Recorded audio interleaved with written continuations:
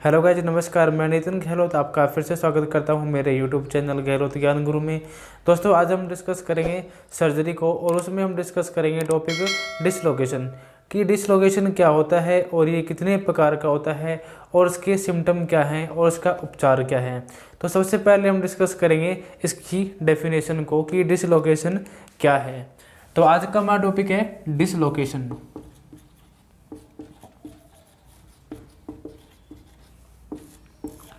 Dislocation क्या है? तो इसकी डेफिनेशन क्या है कि दो हड्डियों के आपस में मिलने वाली जो सतह होती है या संधियां का क्या है, आपस में नियत स्थान से अलग हो जाना क्या कहलाता है? डिसलोकेशन कहलाता है। क्या है? दो हड्डियों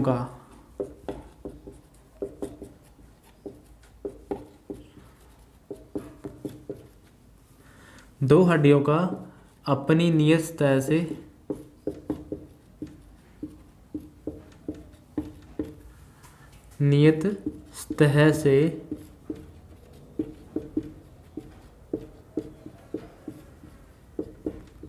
अलग होना क्या कहलाता है? डिसलोकेशन कहलाता है।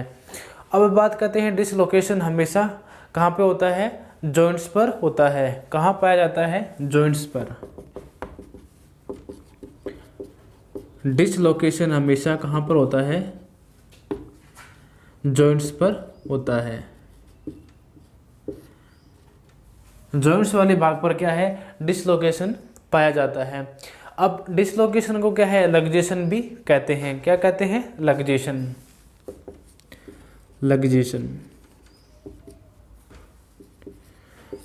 डिसलोकेशन को लग्जेशन भी कहते हैं। अब क्या होता है? लग्जेशन का मतलब क्या हुआ कि लैटिन भाषा में इसे क्या कहते हैं? ल्यूकेर। और इसका मीनिंग क्या होता है? To dislocate. क्या मतलब है? To dislocate. डिसलोकेशन की डेफिनेशन क्या हुई? किन्हीं दो हड्डियों का आपस में मिलने वाली सतह या संधियों का अपने नियत स्थान से क्या है? अलग होना क्या कहलाता है? डिसलोकेशन कहलाता है। डिसलोकेशन कहाँ पाया जाता है? जॉइंट्स वाले सतह पर पाया जाता है। और डिसलोकेशन को क्या कहते हैं? लग्जेशन भी कहते हैं। अब लग्जेशन को क्या है? लैटिन भाषा में लेक्यूर कहते हैं। और ल्यूकेर को क्या है? इसका मीनिंग क्या होता है? To dislocate. अब बात कर लेते हैं टाइप ऑफ डिसलोकेशन की डिसलोकेशन कितने प्रकार का होता है। Type of dislocation. अब डिसलोकेशन कितने प्रकार का होता है? ये कई प्रकार का होता है, जैसे कि कंप्लीट डिसलोकेशन पहला है इसमें, कंप्लीट डिसलोकेशन। अब कंप्लीट डिसलोकेशन का मतलब क्या होता है कि कंप्लीटली यानी कि संपूर्णतः डिसलोकेशन होना, यानी कि किसी भाग का संपूर्णतः अलग होना क्या कहलाता है? डिसलोकेशन कहलाता है। इसके बाद में आता है क्रोनिक डिसलोकेशन। Chronic dislocation. अब क्रोनिक डिसलोकेशन क्या होता है? क्रोनिक का मतलब होता है लंबे समय तक। ऐसा डिसलोकेशन जो लंबे समय तक चलने वाला होता है या लंबे समय से जो डिसलोकेशन है उसे क्या कहते हैं? क्रोनिक डिसलोकेशन कहते हैं। इसके बाद में आता है एक्यूट डिसलोकेशन। Acute dislocation. अब एक्यूट डिसलोकेशन क्या होता है? एक्यूट का मतलब होता है तुरंत या अभी या कुछ घंटों में ऐसा डिसलोकेशन होता है या घाव होता है, उसे क्या कहते हैं? एक्यूट। तुरंत होने वाले जो प्रक्रिया या क्रिया होती है उसे क्या कहते हैं? एक्यूट। तो एक्यूट डिसलोकेशन क्या हुआ कि तुरंत कुछ घंटों में होने वाला डिसलोकेशन क्या है?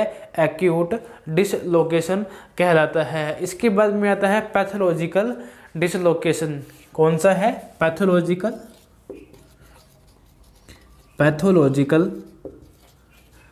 डिसलोकेशन। अब पैथोलॉजिकल डिसलोकेशन क्या होता है? यानी कि ऐसा डिसलोकेशन जो कि मांसपेशियों में पैरालिसिस हो जाना या कि हड्डियों में बीमारी, हड्डियों की बीमारी होना क्या है, पैथोलॉजिकल कंडीशन होती है। ठीक है, इस प्रकार का डिसलोकेशन कौन सा होता है, पैथोलॉजिकल डिसलोकेशन कहलाता है। इसके बाद में आता है कॉन्जिनेटल डिसलोकेशन। कॉन्जिनेटल डिसलोकेशन।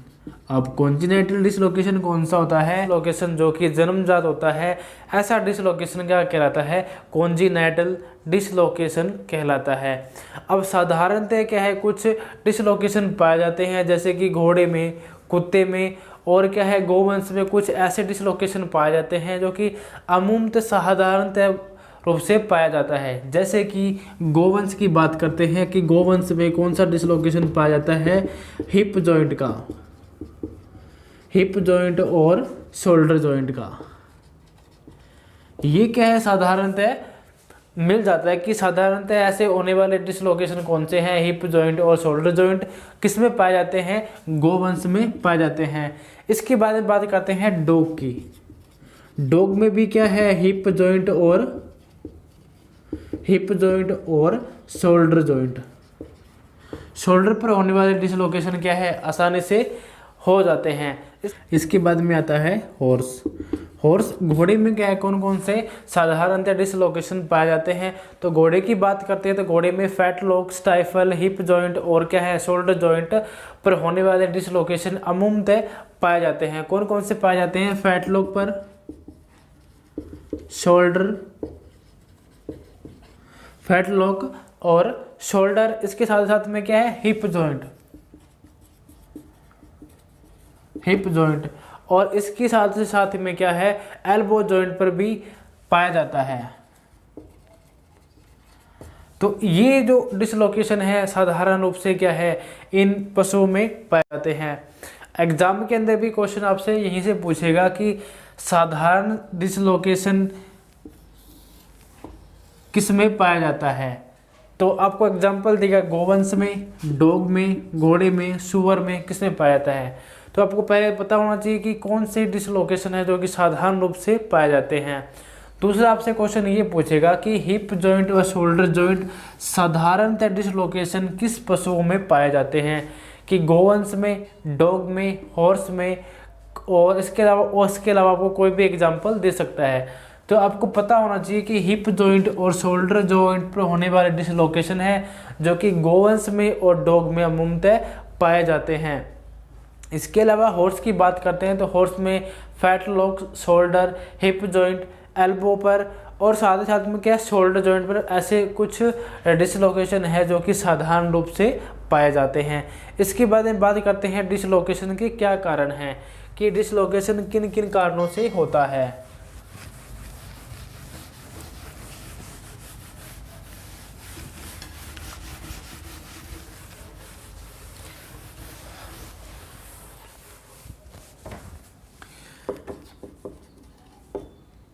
डिसलोकेशन के क्या कारण हैं। अब डिसलोकेशन के बहुत से कारण हो सकते हैं, जैसे कि सबसे पहला आता है ट्रॉमा। अब ट्रॉमा क्या होता है, किसी धातु या उपकरण के द्वारा लगने वाली जो चोट है वो क्या है, ट्रॉमा कहलाती है। अब जिससे क्या है, पशु को चलने में दिक्कत होती है, दौड़ते समय भी परेशानी का सामना करना पड़ता है। अब इसके साथ साथ में क्या होता है, जॉइंट कैप्सूल की क्या है, असाधारण पैथोलॉजिकल कंडीशन होती है। क्या है, जॉइंट कैप्सूल का, जो जॉइंट कैप्सूल होता है उसका क्या है, पैथोलॉजिकल कंडीशन बनती है। अब पैथोलॉजिकल कंडीशन में क्या होता है, अब वो असाधारण कंडीशन होती है जिसमें क्या है, पशु चल नहीं पाता है। अब इसके साथ में एक कंडीशन और बनती है जिसमें कि जब बच्चा माँ के गर्भ में होता है तो जन्म के समय होने वाले डिसलोकेशन है जो कि माँ की वजह से हो सकता है या बच्चे की वजह से होने वाले जो डिसलोकेशन है वह भी इसके कारण बन सकता है। अब इसके बाद में बात करते हैं सिम्टम की। तो सिम्टम डिसलोकेशन के कौन कौन से सिम्टम होते हैं, इसके बाद में आते हैं सिम्टम। अब क्या है, डिसलोकेशन के बहुत से प्रकार के सिम्टम होते हैं। अब जैसे ही सबसे पहला आता है पेन होना। अब पेन की बात करते हैं तो पशुओं के क्या जॉइंट कैप्सूल को या संधिया लिगामेंट को कितनी चोट पहुंची है, तो यह भी क्या इसका एक सिम्टम है कि बहुत ज़्यादा पेन होगा। और दूसरी कंडीशन में क्या होता है, पशु को चलने में दिक्कत होती है। अब पशु क्या अपना पैर टिकाकर नहीं चल पाता, अब जो टो होता है पशु का उसे टिकाकर नहीं चल पाता है। और जोड़ों का जो मूवमेंट होता है वह एबनॉर्मल हो जाता है। क्या होता है, जोड़ों का एबनॉर्मल होना। अब एबनॉर्मल हो गई तो पशु चल नहीं पाएगा।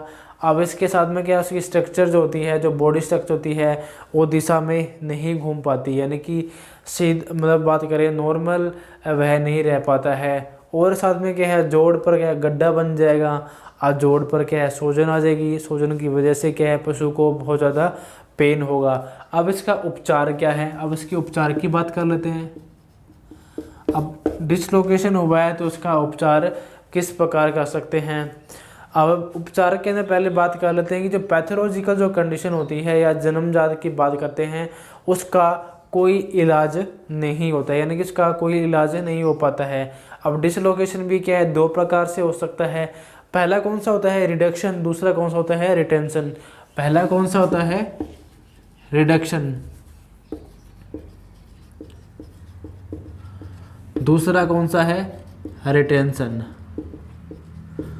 अब रिडक्शन कौन सा होता है, रिटेंशन कौन सा होता है, तो सबसे पहले बात करते हैं रिडक्शन की, कि एनाटॉमिकल जो पोजीशन होती है उस बिहाव पे क्या है पशु को ट्रीटमेंट करना क्या कहलाता है, रिडक्शन कहलाता है। और रिटेंशन में क्या होता है, जब कच्चा प्लास्टर का यूज किया जाता है तो रिटेंशन कहलाता है, यानी कच्चा प्लास्टर क्या कहलाता है, रिटेंशन।